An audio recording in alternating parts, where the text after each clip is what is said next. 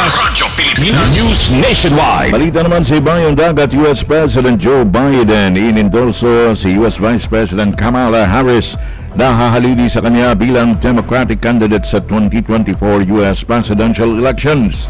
Mula sa Radyo Pilipinas World Service, narito ang report ni Jay Arlevalo. Radyo Pilipinas. Radyo Pilipinas.